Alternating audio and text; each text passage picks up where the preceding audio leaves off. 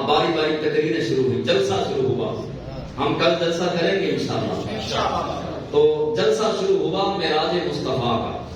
آدم علیہ السلام کھڑے ہوئے. سنیے آدم علیہ السلام کی بولی. کہنے لگے الحمدللہ الحمدللہ الذی خلقنی بیدی.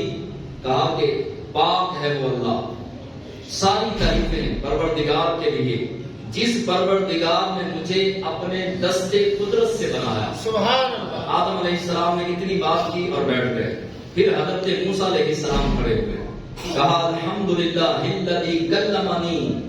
پاک ہے وہ پروردگار، ساری تعریفیں رب کے لیے جس رب نے مجھے کلیم اللہ کا لقب دیا. سبحان اللہ. حضرت موسیٰ علیہ السلام بیٹھ گئے. داؤد علیہ السلام کھڑے ہوئے. کہنے لگے الحمدللہ الذی علمنی الزبور. ساری تعریفیں اس پروردگار کے لیے جس نے مجھے زبور عطا فرمائی. پھر حضرت سلیمان علیہ السلام کھڑے ہوئے. تقریر کتنی لمبی ہے. سلیمان علیہ السلام کھڑے ہوئے، تقریر کی. کہا الحمدللہ الذی سخر لی الریاح والجن والشیاطین. ساری تعریفیں اس پروردگار کے لیے جس نے میرے لیے ہواؤں کو مسخر کر دیا، ہواؤں کو میری مٹھی کے اندر کر دیا. ہوائیں بھی میری مرضی کے خلاف نہیں چلا کرتی. اور پھر کہا کہ پریوں اور جنوں کے لشکروں کو میرے زیر فرمان کر دیا. پھر عیسیٰ علیہ السلام کھڑے ہوئے. کہا الحمدللہ الذی جعلنی کلمۃ منہ وروح منہ. کہا تمام تعریفیں اللہ کے لیے جس نے مجھے اپنا کلمہ بنایا اور مجھے روح کہہ کر پکارا. یہ حضرت عیسیٰ علیہ السلام آخری خطیب تھے. اب بڑا خطیب آ رہا ہے. ساری آیت آپ کے اور میرے آقا مولا صلی اللہ علیہ وسلم کی. امام الانبیاء صلی اللہ علیہ وسلم کھڑے ہوئے. سارے نبی دیکھ رہے ہیں، سارے رسول، سارے نبی آدم سے عیسیٰ تک سارے انبیاء بیٹھے ہیں کہ اب محبوب خدا کیا فرماتے ہیں.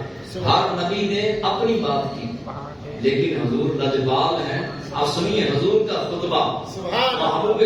محبوب خدا نے کیسا حسین خطبہ ارشاد فرمایا.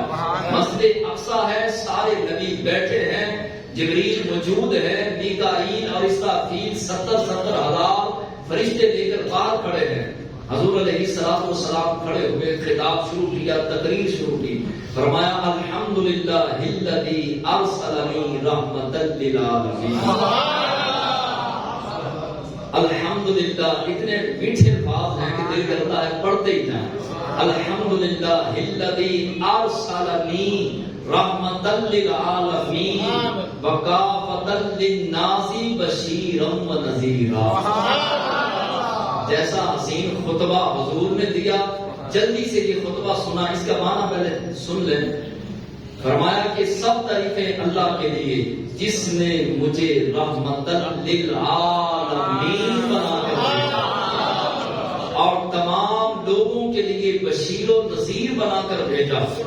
جب حضور نے یہ مختصر سا خطبہ دیا کہ پوری کائنات میں رحمت للعالمین کوئی نبی کو، کسی نبی کو بنا کے خاتم النبیین نہیں بھیجا اور مجھے بھیجا ہے. جب یہ بات سنی حضرت ابراہیم خلیل اللہ نے، حضور کے دادا، حضور کے جد امجد، جن کی نسل میں سے رسول اللہ صلی اللہ علیہ وسلم آئے، یہ جلدی سے کھڑے ہوئے اور کیا کہا؟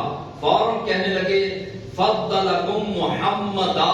بے شک ہم میں سے سب سے بڑی فضیلت والا محمد ہے. اسی لیے اعلیٰ حضرت نے فرمایا اس اقصی کے اندر بیٹھ کر نبیوں نے کہا یہاں پر آپ نے اور میں نے کہنا ہے کیا؟ خلق سے اولیاء، اولیاء سے رسول، خلق سے اولیاء، اولیاء سے رسول، خلق عوام، عام لوگ، خلق سے اولیاء، اللہ کے ولی داتا یہ حویلی خلق سے اولیاء، اولیاء سے رسول اور رسولوں سے اعلیٰ، اور رسولوں سے اعلیٰ. اور پھر عبدالستار نیازی رحمت اللہ تعالی علیہ انہوں نے تو حد کر دی اور کہا کہ اقصی دے وچ آقا میرے پڑھ کے نماز پیچھے تیرے. اقصی دے وچ آقا میرے پڑھ کے نماز پیچھے تیرے. نبیاں نوں وی ایہو کہنا پیا آقا میرے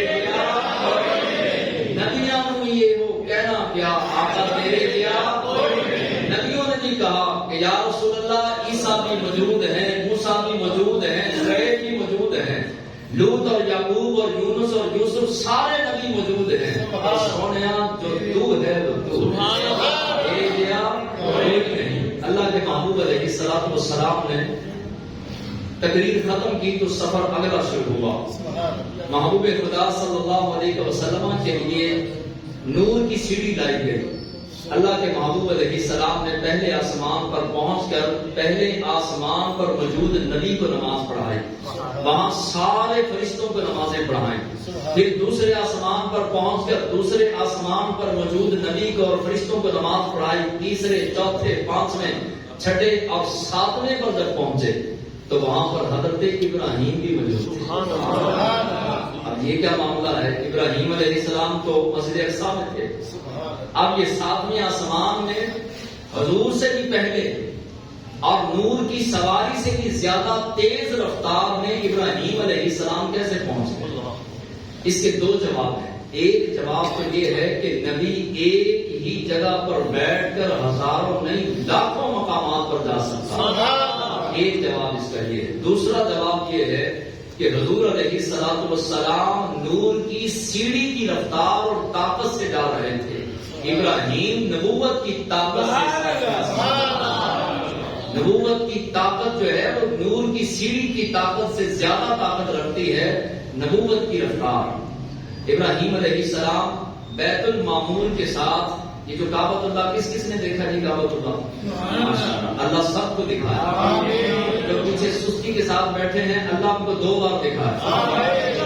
اب جو کعبۃ اللہ شریف ہے، کعبے کے بالکل عین درمیان میں بیت المعمور ہے، فرشتوں کا کعبہ، یہ ہمارا کعبہ ہے، بالکل عین 7 آسمانوں کے اوپر بیت المعمور ہے، فرشتوں کا کعبہ۔ تو ابراہیم علیہ السلام فرشتوں کے کعبے کے ساتھ 2 تکیے لگا کے آرام فرما رہے ہیں، ایک لگا کے آپ نے کھڑے ہو کے استقبال کیا، ابراہیم علیہ السلام بٹھایا اور کہا کہ آپ ایک تو ہمیں دوبارہ نماز پڑھائیں، دوسرا جا کے اپنی امت کو میرا سلام کہنا، اپنی امت کو جا کر میرا سلام کہنا۔ حضور علیہ السلام نے بیت المعمور پہ فرشتوں کو نماز پڑھائی، نماز پڑھانے کے بعد سدرہ تک پہنچے، پھر عرش تک پہنچے، لیکن سدرہ پر جب آئے جبریل مکے سے چلا، مکے تو چلے 2 راہی، مکے تو چلے 2 راہی، ایک جبریل تے دوجا رب دا ماہی،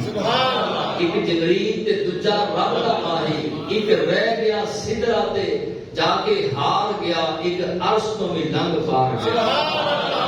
مجھے اسی طرح کے شعر آتے ہیں اور آگے پیچھے ہو جائے تو اس کی معذرت ہے، بہرحال مقصود یہ ہے کہ سدرہ پہ جا کے جبریل نے ہاتھ جوڑ دی، عرض کیا کہ یا رسول اللہ صلی اللہ علیہ وسلم، ایک بال برابر بھی آگے گیا تو میرے بال اور میرے پر یہ سارے جل جائیں گے، راکھ ہو جائیں گے، آگے نہیں جا سکتا۔ آگے رب ذوالجلال کے نور کی اور خالق کائنات کی صفات کی تجلیوں کا نور اتنا ہے کہ آگے نور بھی نہیں جا سکتا، اور دنیا میں جو بیچارے حضور کو بشر کی خالی رٹ لگاتے ہیں، جہاں نور ٹھہر گیا بشر چلا گیا۔